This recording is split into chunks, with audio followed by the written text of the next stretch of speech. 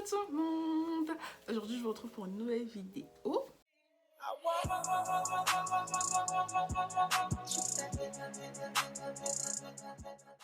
Alors dans cette vidéo, oula je parle fort.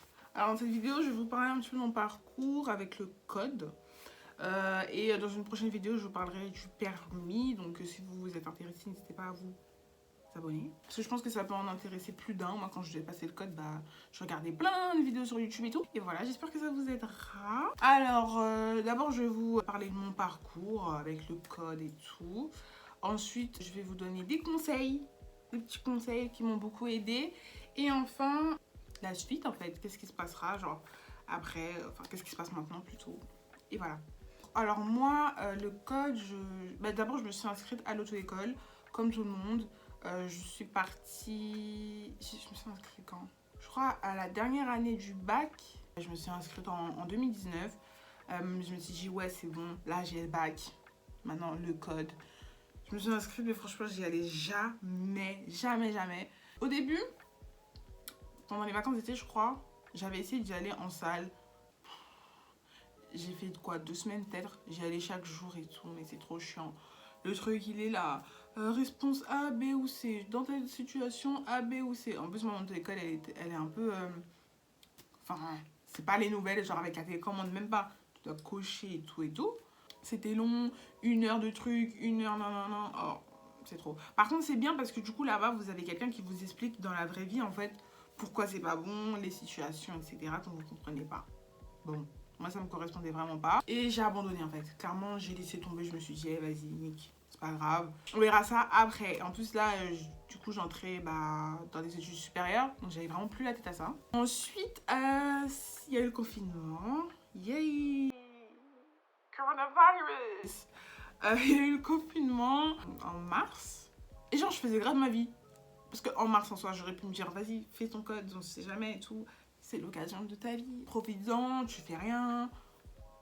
Travaille quelque chose, tu vois. Non, j'ai préféré m'allonger, faire les Chloé Ting Challenge là, mais rien, le code, rien. Après, vers la fin du confinement, quand on est ressorti, je me suis dit, mais j'ai le temps là, pourquoi je ne poserais pas le code en fait? Ce serait pas mal. Et j'ai commencé à travailler. Et comme j'avais l'excuse de la distance, je me suis dit, je vais pas aller en salle. Il y a des risques. Donc, je suis restée à la maison et tout. Et j'ai commencé à voir un peu pour le code en ligne. Donc, j'ai regardé et tout. Enfin, c'est pas trop... Enfin, comment dire? Moi, ça me correspondait toujours pas. Clairement, moi, j'ai des problèmes. Du coup, j'avais payé, je crois, en quelques mois, mais pas beaucoup. Et après, je suis partie, c'est bon. J'ai encore abandonné. Ouais, j'ai carrément abandonné encore. Et là, je me suis dit, ça suffit, c'est bon. Tu sais quoi? Tu te prends une date et tu y vas. Genre, tu prends une date, tu y vas. Si à cette date-là, t'es pas prête, tant pis pour toi. C'est ce que j'ai fait. Donc, c'était quand je l'ai fait en août. Ouais, en août. Je me suis fixé une date. Je me suis dit, ce jour-là, tu passes le code. Et je m'étais laissé 10 jours. 10 jours. Tous les soirs, code. Tous les soirs, code. J'ai révisé comme si c'était le bac. Code. Je commence un chapitre, je fais une fiche. Ok, c'est bon. Deuxième chapitre, je fais une fiche. Les derniers jours, je faisais que lire mes fiches et je faisais des tests sur mon téléphone. Par contre, les applications gratuites, ça va, mais c'est trop facile. Je me suis inscrite avec la Poste. Donc ouais, c'était tout simple en fait. Tu vas sur l'application, tu mets ton numéro NEPH, un lieu où tu peux le passer.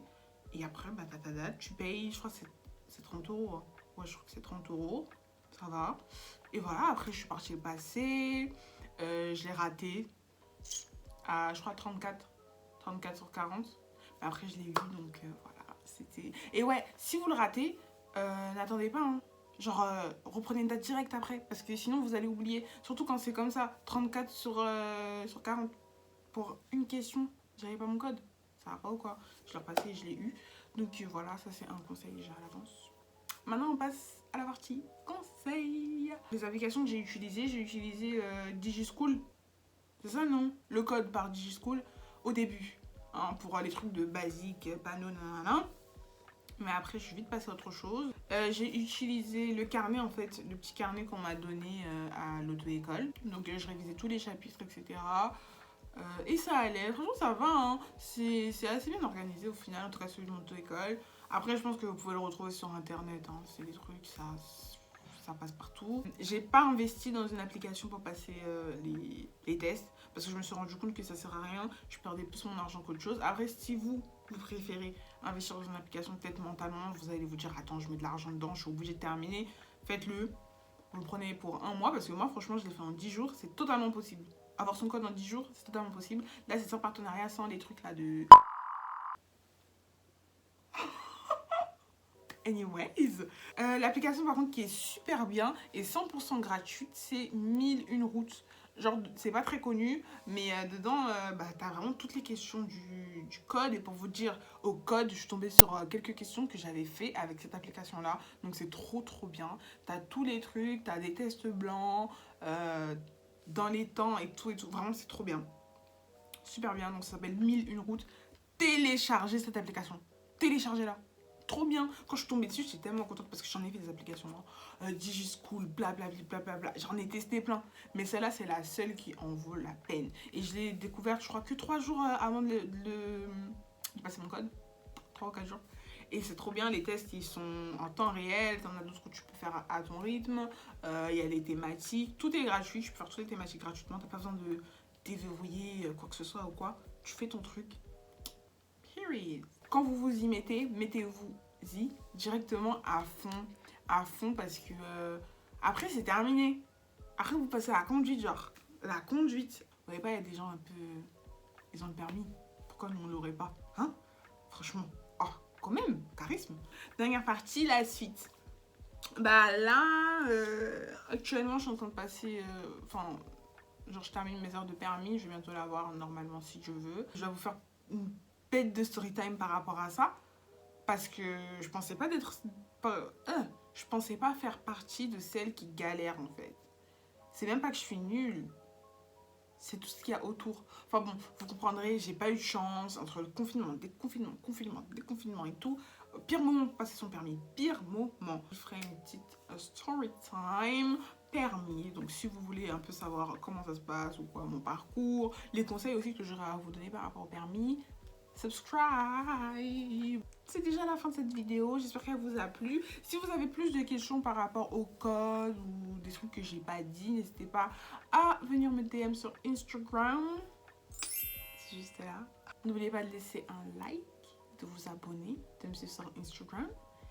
Et on se retrouve la prochaine. Bye!